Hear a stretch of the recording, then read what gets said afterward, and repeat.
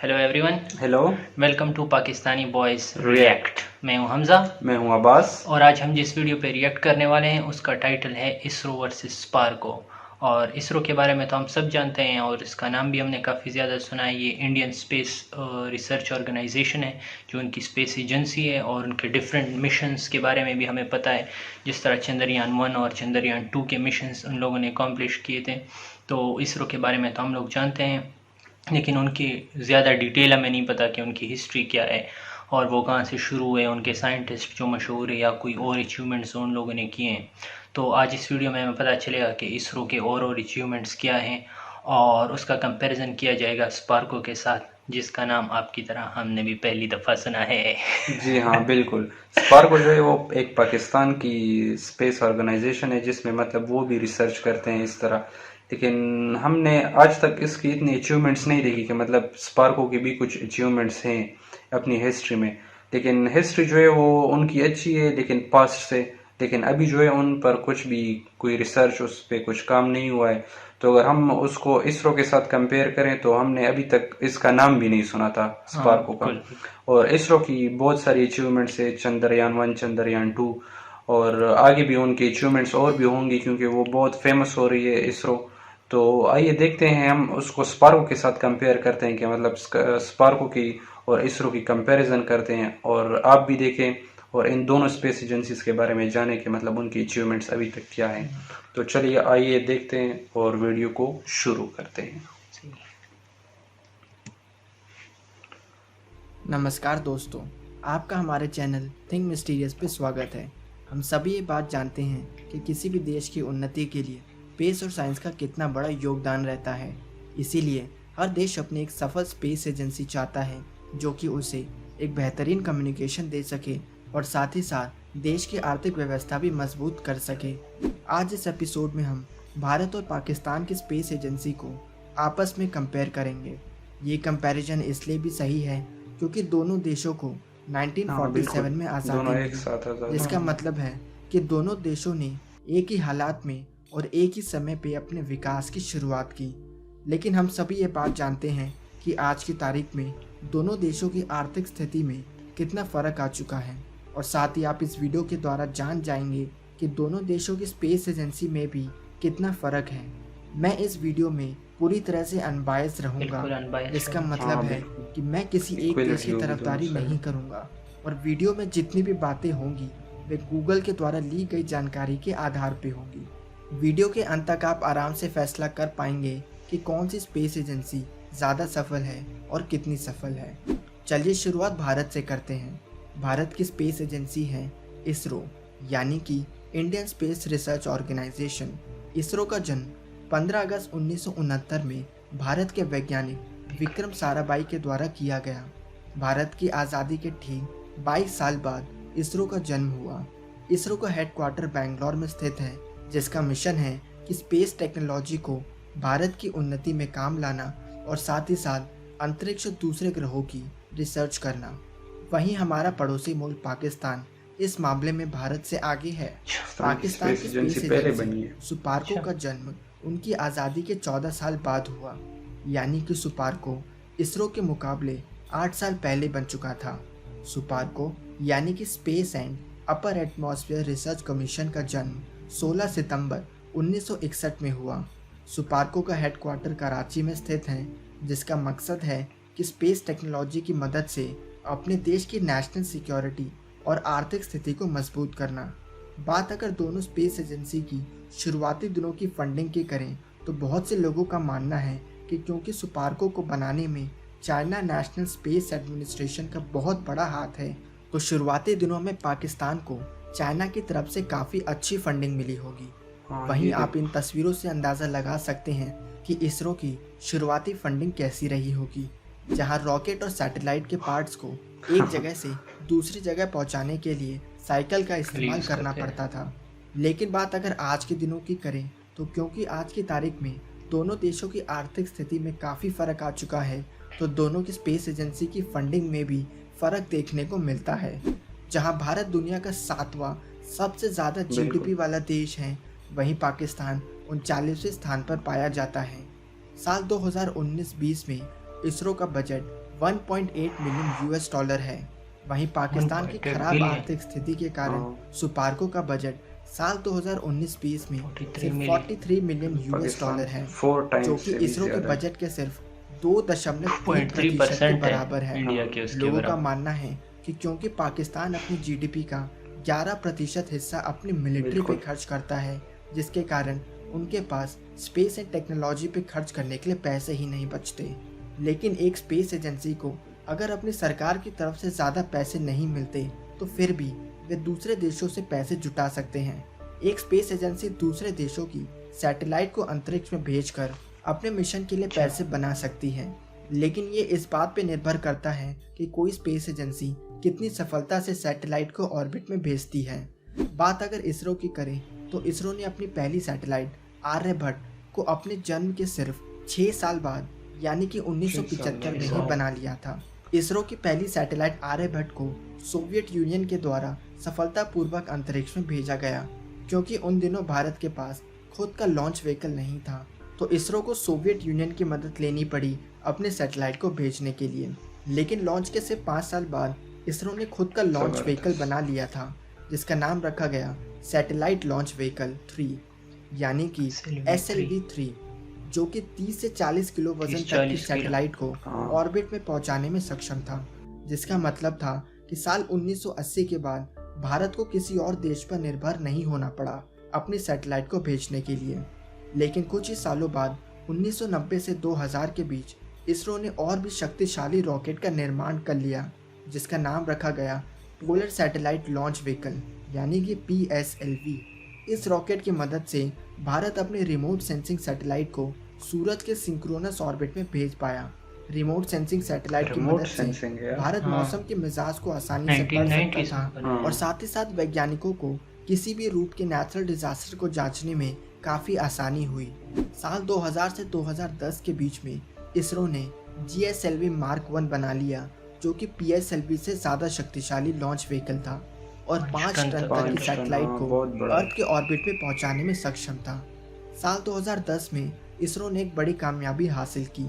इसरो ने 2010 की शुरुआत में सफलतापूर्वक खुद का क्रायोजेनिक इंजन बना लिया था, जिसका मतलब था कि अब इसरो और भी शक्तिशाली रॉकेट बना सकता था और साथ ही इसरो को किसी और देश की मदद की बिल्कुल ज़रूरत नहीं थी।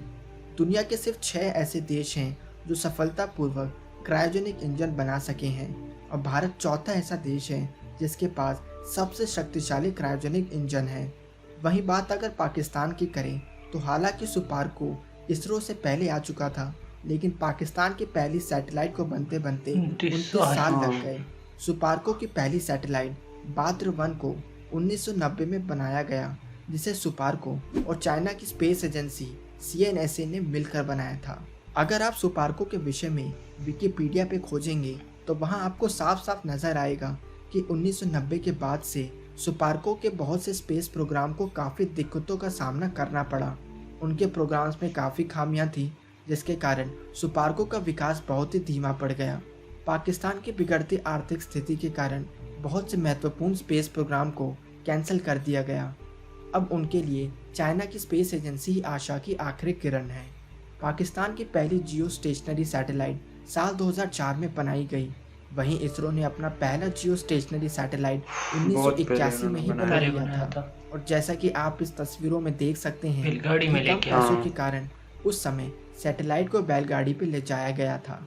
अगर बात सैटेलाइट की जाए तो साल 2018 तक इसरो कुल 239 सैटेलाइट लॉन्च कर चुका है। वहीं पाकिस्तान ने सिर्फ 6 सैटेलाइट लॉन्च की है, जिसमें से 2 सैटेलाइट चाइना द्वारा लॉन्च की गई है।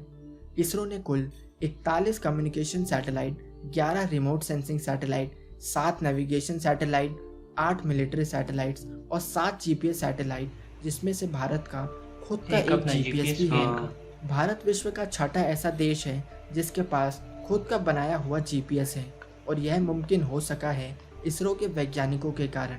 वहीं अगर पाकिस्तान के सैटेलाइट पर नज़र डालें तो सुपार्को ने आज की तारीख तक 2 communication satellite, 1 remote sensing satellite, 1 navigation satellite, 1 military satellite और 0 GPS सैटेलाइट लॉन्च कर चुका है। इसरो ने साल 1980 में ही खुद का लॉन्च व्हीकल तैयार कर लिया था, जो कि समय के साथ साथ और भी शक्तिशाली होता चला गया और आज की तारीख में भारत का सबसे शक्तिशाली launch vehicle GSLV mark third, जो कि 4000 किलो तक की सैटेलाइट को ले जाने में सक्षम है। भारत के पास खुद का बनाया गया क्रायोजेनिक इंजन है और C-25 विश्व का चौथा सबसे शक्तिशाली क्रायोजेनिक इंजन है। दूसरी तरफ पाकिस्तान आज तक खुद का लॉन्च व्हीकल बनाने में फेल होता आया है और सुपार्को को हर बार चाइना की मदद लेनी पड़ती है और जाहिर सी बात है पाकिस्तान के पास खुद का क्रायोजेनिक इंजन भी नहीं है।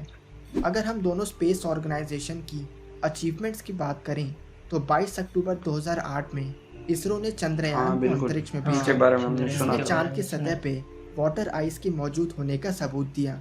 यानी कि वो चंद्रयान था जिसने सबसे पहले चांद पे पानी को खोजा। साल 2010 में भारत विश्व का छठा ऐसा देश बना जिसके पास खुद का बनाया हुआ क्रायोजेनिक इंजन है। 24 सितंबर 2014 में इसरो मिशन मंगल के तहत दुनिया का चौथा और एशिया का पहला स्पेस एजेंसी बना जिसने सफलतापूर्वक मार्स के ऑर्बिट में प्रवेश लिया। साथ ही भारत विश्व का पहला देश बना जिसने पहले ही कोशिश में सफलतापूर्वक मार्स की सतह को छुआ। 15 फरवरी 2017 को इसरो ने एक ही रॉकेट में 104 सैटेलाइट भेजकर विश्व रिकॉर्ड बनाया और दुनिया की कोई भी स्पेस एजेंसी इस रिकॉर्ड के आसपास भी नहीं। 22 जुलाई 2019 में इसरो ने चंद्रयान की लॉन्चिंग की, जो कि आज की तारीख में सफलतापूर्वक ल्यूनर ऑर्बिट में प्रवेश कर चुका है। अगर चंद्रयान 2 चांद की सतह पर सॉफ्ट लैंडिंग करता है तो भारत विश्व का चौथा ऐसा देश बन जाएगा जिसने सफलतापूर्वक चांद पर सॉफ्ट लैंडिंग की। वहीं अगर पाकिस्तान की बात करें तो सुपार्को के नाम सिर्फ एक अचीवमेंट है कि 7 जून 1962 में सुपार्को ने रहबार 1 नाम का रॉकेट लॉन्च किया था, जिसने पाकिस्तान को विश्व का 10वां और एशिया का तीसरा ऐसा देश बना दिया जिसने एक वेसल आउटर स्पेस में भेजा था। तो दोस्तों, इन जानकारी के आधार पर ये कहना कोई गलत नहीं होगा कि सुपार्को इसरो के आसपास भी नजर नहीं आता। भारत की स्पेस एजेंसी पाकिस्तान से कई गुना ज्यादा आगे है और अगर सुपार्को को इसरो से रेस करनी है तो उसे काफी तेज दौड़ना होगा। तो दोस्तों, आपको क्या लगता है कौन सी स्पेस एजेंसी बेहतर है? अपनी राय कमेंट में लिख के जरूर बताएं। तो धन्यवाद।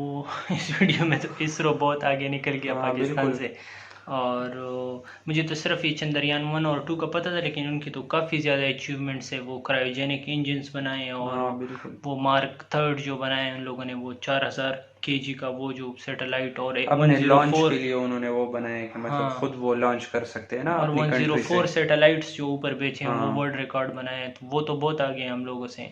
और इसरो तो हमें काफ़ी पता था कि काफ़ी ज़्यादा सक्सेसफुल है, लेकिन स्पार्को की भी एक अचीवमेंट है, मतलब आउटर स्पेस में एक वो भेजा है, तो ये एक अच्छी बात है कि एक अचीवमेंट तो चलो है हमारे पास कि हम लोगों ने वो भेजा है आउटर स्पेस में। और हम उम्मीद ही कर सकते हैं आगे भी पाकिस्तान की गवर्नमेंट को मतलब चाहिए कि वो इस चीज़ पे काम करे, अपनी स्पेस एजेंसी पे काम करे, क्योंकि दुनिया में आजकल जो है बहुत सारी कंट्रीज टेक्नोलॉजी में हमसे आगे निकल रही है। इंडिया तो हमसे वैसे भी बहुत आगे निकल चुका है और हमने स्पेस उसमें भी कंपैरिजन कर ली ना, तो उसमें भी हमें बिल्कुल साफ नजर आ रहा है कि मतलब इसरो हमसे कितना आगे चला गया है और हम अपने स्पार्को को कितना पीछे छोड़ हम लोग खुद पाकिस्तान में होने के बावजूद हमें स्पार्को का नाम अभी तक नहीं पता था कि पाकिस्तान, मतलब ये पता था कि पाकिस्तान की एजेंसी है, लेकिन ये नहीं पता था कि उसका नाम क्या है, क्योंकि उनकी कोई अचीवमेंट्स नहीं है, उन लोगों ने कोई प्रोजेक्ट्स नहीं किए हैं जो हम लोगों को हम देखें और उससे हमें अंदाजा हो जाए, के बारे में पता चल जाए, कुछ अचीवमेंट अनाउंस हुई हो इस तरह कुछ। हाँ बिल्कुल, तो हम ये उम्मीद कर सकते हैं कि गवर्नमेंट जो है वो पाकिस्तान स्पेस एजेंसी को सपोर्ट करे और उसको उस पे ज़्यादा मतलब फंडिंग उनको दे, तो वो लोग अच्छे वो प्रोजेक्ट्स कर पाएंगे और फ्यूचर में अचीवमेंट्स कर पाएंगे। और हम यही उम्मीद रखते हैं कि पाकिस्तान भी अगले आने वाले फ्यूचर में एक बड़ा नाम हो स्पेस टेक्नोलॉजीज में, और स्पेस टेक्नोलॉजी को हम अपनी नेशनल सिक्योरिटी के लिए भी यूज कर सकते हैं। हमारे जितने सैटेलाइट्स ऊपर होंगे उतनी हमारी मॉनिटरिंग नीचे ज्यादा होगी, और उतना, और ये चीजें जो है ये फिर जिस तरह हम लोगों ने कहा कि हम लोग दूसरी कंट्रीज के सैटेलाइट्स को ऊपर बेच के अपने प्रोजेक्ट्स के लिए फंडिंग कर सकते हैं। तो अगर गवर्नमेंट थोड़ा सपोर्ट कर ले उनको, तो उसके बाद वो लोग खुद भी फंक्शनल कर सकते हैं।